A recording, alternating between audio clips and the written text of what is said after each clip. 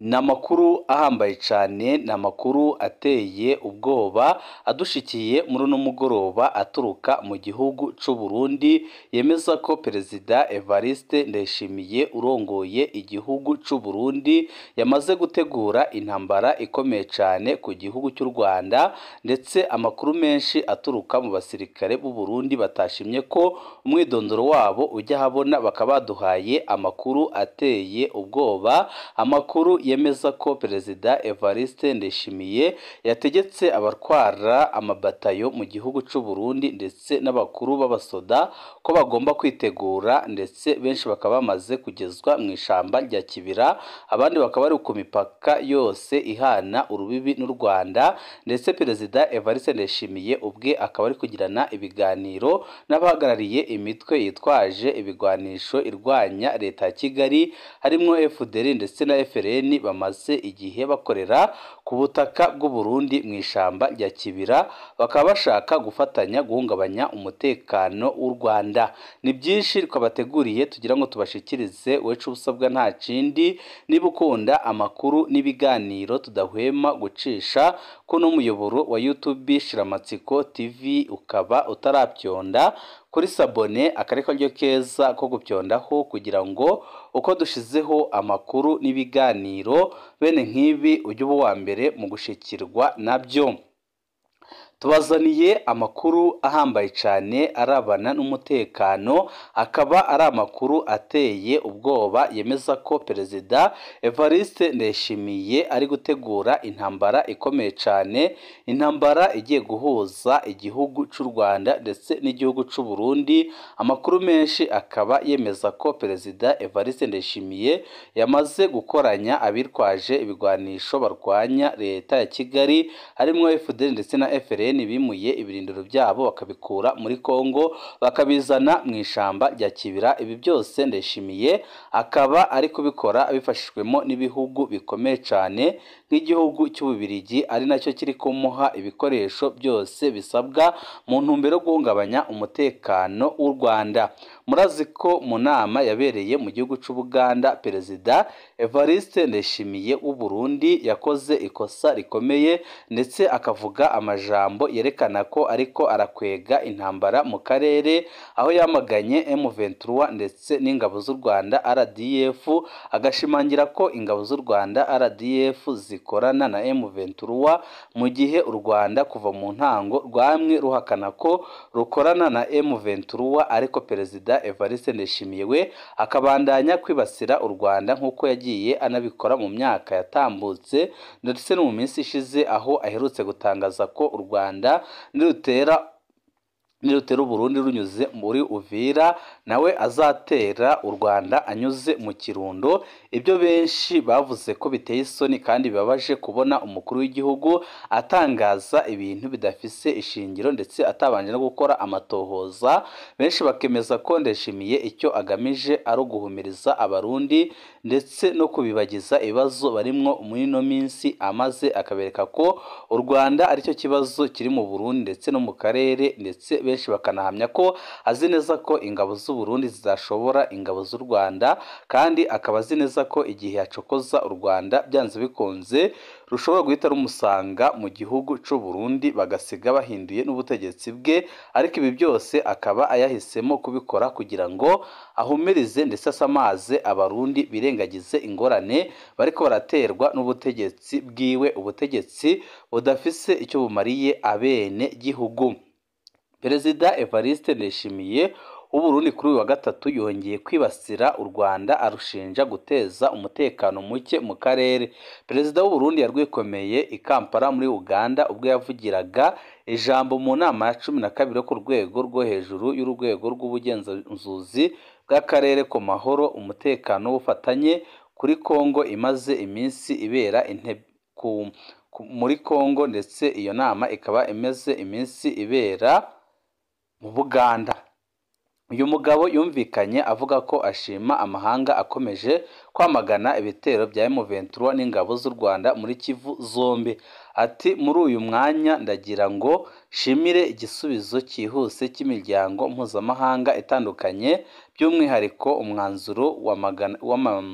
w'2773 w'akanama k'umutekano k'umuryango w'abibumbye wamagana wivuye inyuma ibitero biyobowe na M23 muri Kivu y'Amajyaruguru na Kivu y'Amajyepfo ibafashijwemo n'ingabo z'u Rwanda ndetse n'ifatwa ry'imijyi ya Goma na Bukavu. Uyu mugabo kandi yavuze ko ashima inama zitandukanye azabaye ku rwego rw'umugabane wa Afurika zamaganye ubwicanyi avuga ko M23 na RDF bakoze. Ndayishimiye yasabye abitabiriye iriya nama y'i Kampala gushyigikira ibyihuse ibyo bisubizo kibera mu burasirazuba bwa Kongo. Agaragaza ko nihatagira igikorwa byihuse intambara izakwira mu zindi ntara zo muri Kongo ndetse no mu bihugu by'akarere. Ati ubu tuvugana intambara yo mu burasirazuba bwa Kongo yamaze kugera ku gasongero kayo, ndetse nihatagira igikorwa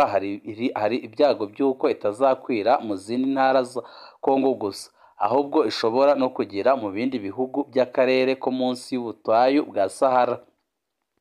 Yavuze kandi ko imitwe yitwaje intwaro yo mu mahanga irimwo ihabwa ubufasha n'ibihugu nk'u Rwanda igomba gushakirwa umuti. Ati rwose imitwe yitwaje intwaro ikorera muri iki gice cya Kongo ihabwa ubufasha na bimwe mu bihugu nk'u Rwanda irashaka kubyaza umusaruro iki kibazo. Nagize amahirwe yo guhuruza amahanga ndetse n'akarere ku bibazo byacu. Uduce dufatwa mu karere ndetse dufashwe na M23 ifatikanije n'u Rwanda. Neva yavuze ko mu bibazo intambara yo muri Kongo iteje hatarimo ubwiyongere bw'impunzi gusa, ko ahubwo hanarimwo kuba haba ubwiyongere bw'ubugizi bwa nabi ndetse n'ubw'urujya n'uruza rw'intwaro mu karere. Ibyo avuga ko bishobora gutuma ibihugu bimwe byisanga mu makimbirane akomeye cyane. Perezida w'u Burundi yongeye kwikoma u Rwanda mu gihe mu minsi ishize yumvikanye avuga ko afise umugambi wo kujya mu ntambara narwo, ndetse uyu munsi amakuru yagiye hanze akaba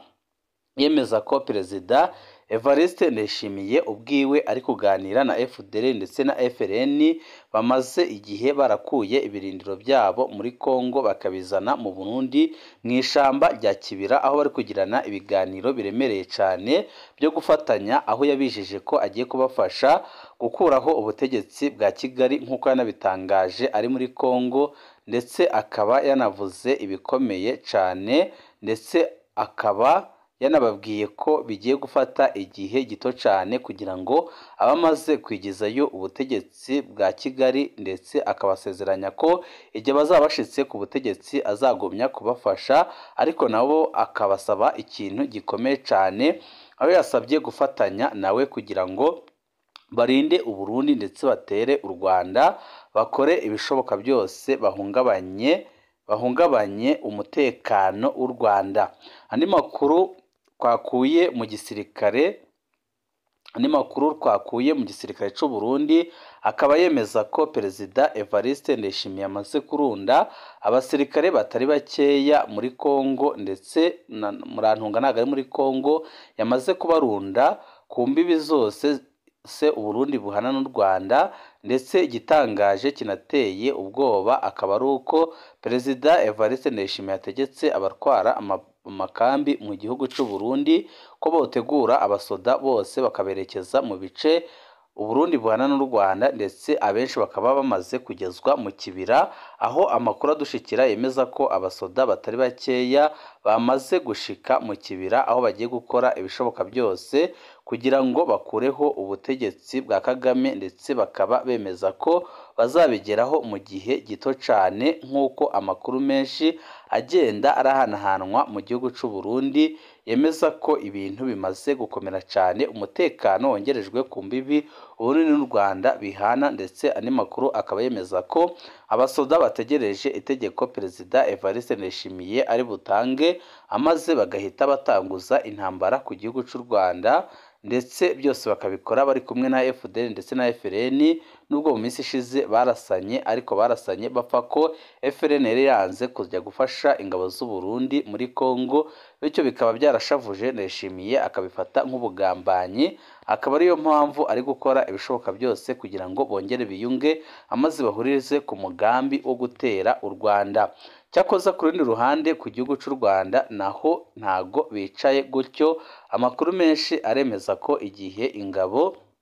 z'u Burundi zifatikanije n'abajenosideri zahirahira zigakora igitero mu Rwanda, ingabo z'u Rwanda zitazigera zibyihanganira, ahubwo ko nyabuna aho umuriro wakiye ariho uzazimirizwa. Benshi bakemeza ko Ndayishimiye ari gukina n'umucanwa, ndetse benshi bakemeza ko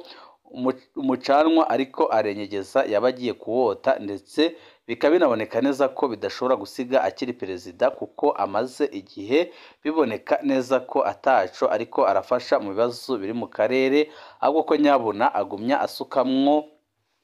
umuriro kugira ngo amakimbirane agumeho, amaze we agumye yironkere amafaranga ari guhabwa na Tshisekedi, dore ko benshi bemeza ko Ndayishimiye ari gukora urudandazwa ku basoda biwe, akaba yarashimye kubadandaza nawe akibonera amafaranga, akaba ariyo mpamvu atifuza ko intambara irangira, akaba ari gukora ibishoboka byose iyo ntambara ikomere, ariko benshi bakemeza ko byanze bikunze ibintu bishobora gukomera cyane mu minsi iri imbere, kuko Perezida Evariste Ndayishimiye ibyo ariko arakora ntago azi ingaruka bishobora kumugiraho, aho amakuru menshi